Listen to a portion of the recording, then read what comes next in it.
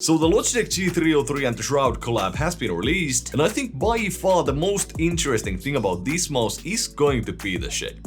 So we are of course going to be mostly talking about that, but let's quickly go over the features. In regards of performance, it's of course a Logitech mouse, so wireless implementation and click latency are top tier, and also it has an insane battery life. And on top of that, we got that USB-C charging as well. The main mouse buttons feel very good for me. There is barely any pre and barely any post travel. I can force out some side play, but absolutely nothing that would happen in real use. These clicks are easy to actuate and they are spammable, but they are not the most tactile. The side buttons feel good, but they are again not that tactile, and there is some pre and some post travel, especially on the back button. The thing about these side buttons is that depending on the way you grip the mouse, you might have a hard time reaching these. So in game, these are not the best to use for me at least. The scroll wheel is much heavier and more tactile than on my Superlight. It's good for gaming and it's good for web browsing and stuff. The mouse feet are the same as on the Superlight, so these are zero additive PTFE feet. The design is a little bit different. Both of the feet are now fairly large and the glide is good on all of the mouse pads that I tried with. Not the best feet, but definitely not something I need to replace. The build quality is good, there is no flex, no creaking, but there is some rattle.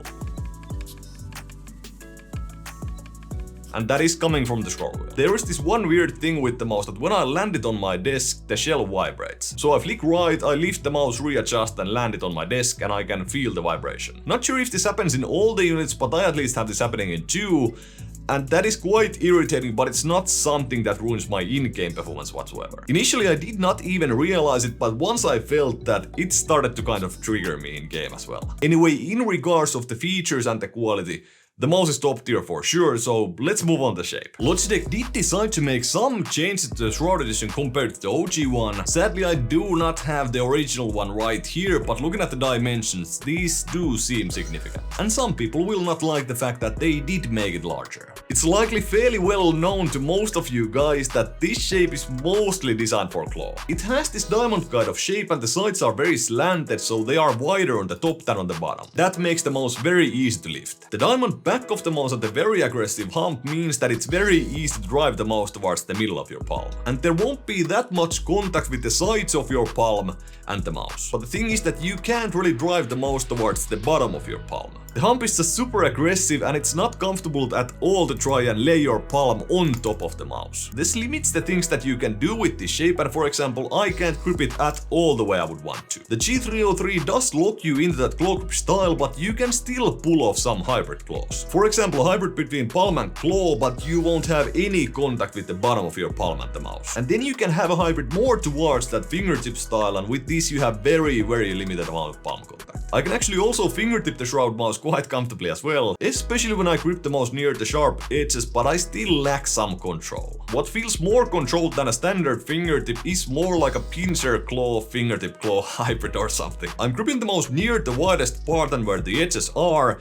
and there is a limited amount of palm contact on the right side of my palm. I mean, this is kind of what I would call a pincer claw, but not really. If any of these grip styles seem or sound familiar, it might be the shape for you. There are a couple of mice that can remind you of the G303, and those are the Orochi version 2 and the G203 or the 305. The Orochi is kind of like the Shroud mouse, but it's way more comfortable to me because it's rounded and it's actually also smaller. Plus the hump is way less aggressive, so it's actually possible to drive the mouse towards the bottom of your palm. With the G203, the sides are far less angled and the more egg-like back part of the mouse is way less aggressive as well. The original G203 and 305 egg shape is actually one of my favorite shapes ever, but I just kind of keep forgetting about this mouse. I really hope Logitech does give the Superlight treatment to the G305. Then again, if you compare the G303 and the Superlight, which are of course very different in terms of shape, the shape is basically a potato without any sharp edges or curves whatsoever. And the G303 has basically sharp edges and curves all around the mouse. Superlight can also be gripped in many different ways, you can pretty much have your fingers anywhere in the mouse. Whereas the G303 does try to force you into that specific kind of claw. Some people do like this because it can make their grip feel more consistent, especially especially if they have not found their endgame kind of grip style. I feel this shape is going to be most suitable for you guys with large hands, but that does not mean that people with small or medium hands won't like it at all. What it comes down to is that are you willing to let the mouse dictate the way you grip it, or do you want the freedom to choose yourself? But so how do I actually feel about the shape myself, and how do I perform in-game with the Shroud mouse? Well, no matter what grip style, vertical motion and micro adjustments feel very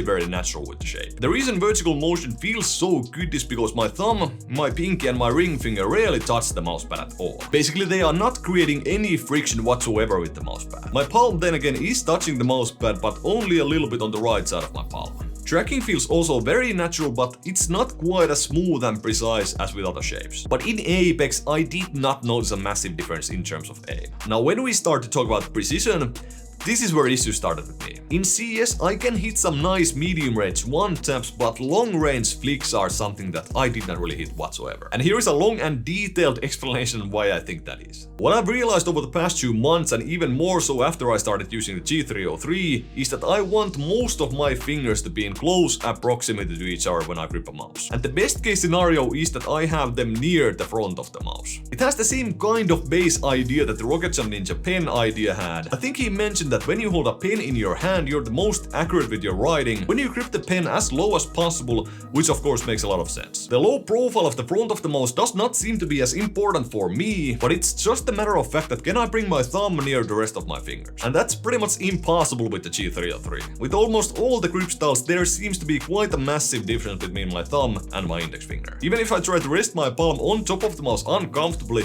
there is still some distance. And on top of that, this feels very unnatural. I can't really pull off my ultimate endgame grip style, and my precision in CSGO is just off. When we look at the Addice, this is also a shape that I can't use my endgame grip style with, and if we look at the claw grip that I have, I still have my thumb very close to my index finger. And as I've said in about 4 videos, I aim very well with the Addice Wireless Ace. So remember that this of course is very specific to just me and may not apply to you at all. In my opinion, Superlight is still the king of Logitech mice. If you want to check my review about that, click the video right here. And here are the 3 mice that I aim the best with at the moment. If you enjoyed the video, hit that like button. If you enjoy my content, hit that subscribe button, and see you in the next one.